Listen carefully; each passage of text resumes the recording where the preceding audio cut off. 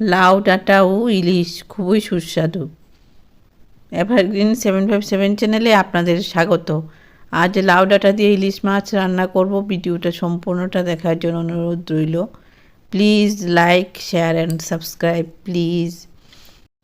লাউ ডাঁটার নরম নরম ডাঁটাগুলি কেটে নিয়েছি, ভালো করে ধুয়ে নিচ্ছি। প্রচুর বালি থাকে, বালিটা চলে যাবে এভাবে ধুয়ে নিলে। এভাবে ধুয়ে নিলাম পরিষ্কার হওয়া পর্যন্ত। ইলিশ মাছ নিয়েছি, লেজ টুকরো ভালো করে ধুয়েছি। কড়াইতে তেল দিয়েছি, অল্প তেল দিয়ে রান্না করব। তেলটা গরম করে নিচ্ছি, সর্ষের তেল, না হলে কাঁচা তেলের গন্ধ করবে। তেল গরম হয়ে গেছে, এখন একে একে ইলিশ মাছের টুকরোগুলি এই তেলের মধ্যে দিয়ে দেব। নুন হলুদ মাখিয়েছি, তেলের মধ্যে দিয়ে দিলাম। কড়াইটা ভালো করে গরম হয়েছে, তেল ভালো করে গরম হয়েছে। এখন মাছগুলি সুন্দরভাবে ভাজা করা যাচ্ছে।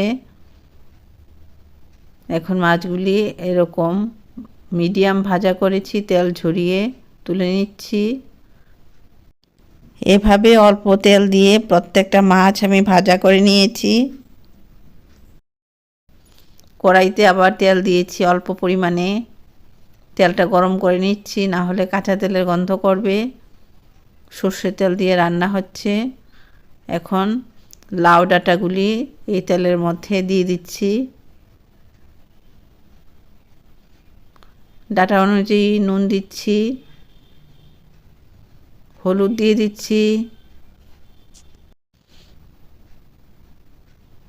নুন হলুদ মিশিয়ে নিচ্ছি লাউ ডাঁটার সাথে।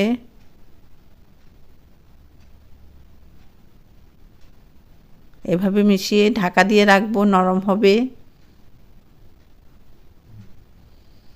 সর্ষে পাউডার নিয়েছি, কিনতে পাওয়া যায়। এর সঙ্গে নুন মিশিয়ে নিচ্ছি জল দিয়ে। নুনটা মিশিয়ে নিলে তেতো লাগবে না সর্ষেটা। নুন দিয়ে সর্ষে পাউডারটা মিশিয়ে নিচ্ছি। দোকানে গিয়ে বললেই দেবে মাস্টার্ড পাউডার। খুব ভালো, সহজে রান্না করা যায় এই মশলা দিয়ে। ডাঁটাগুলি আস্তে আস্তে নরম হচ্ছে। কিছুক্ষণ নাড়াচাড়া করে আবার ঢাকা দিয়ে রাখবো।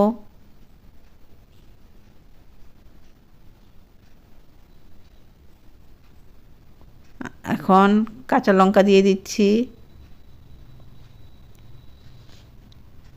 যে যেরকম ঝাল পছন্দ করে ওইভাবে কাঁচা লঙ্কাটা দিতে হবে। ঢাকা দিয়ে রাখলাম, আরও নরম হবে।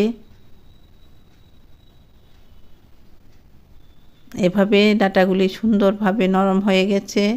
এখন পাকা টমেটো বিচি ফেলে দিয়ে দিয়েছি।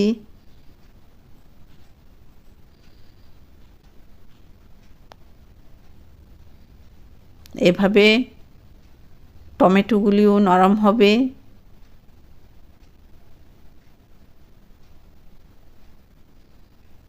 কিছুক্ষণ এভাবে থাকার পর গরম জল দিয়ে দিচ্ছি ফ্লাস্ক থেকে। গরম জল দিয়ে রান্না করলে রান্না ভালো হয়। পাশের চুলায়ও গরম জল করা যায়। আমার ফ্লাস্কের সুবিধা আছে, ফ্লাস্কে রাখি বা পাশের চুলায় গরম জল করে নিই। এই জল দিয়ে রান্না করি। মাছ দেওয়ার আগে সর্ষে যে গুলেছিলাম 10 মিনিট রেখে দিয়ে দিলাম। এখন মাছ দেওয়ার পর তো নাড়াচাড়া করা যাবে না, এর জন্য মাছ দেওয়ার আগেই ডাঁটাগুলি সেদ্ধ হওয়ার পর, টমেটো সেদ্ধ হওয়ার পর সর্ষের পাউডারটা দিয়ে দিলাম জল দিয়ে গুলে। সব কিছু সুন্দরভাবে সেদ্ধ হয়েছে। এখন ইলিশ মাছের টুকরোগুলি দিয়ে দিচ্ছি ঝোলের মধ্যে।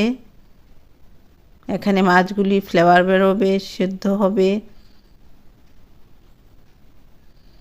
ঝোলের মধ্যে মাছগুলি দিয়ে দিচ্ছি।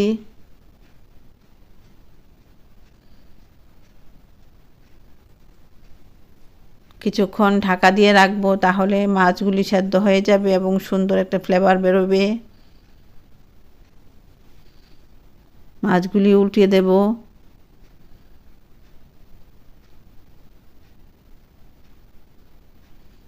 এভাবে উল্টিয়ে দিলাম।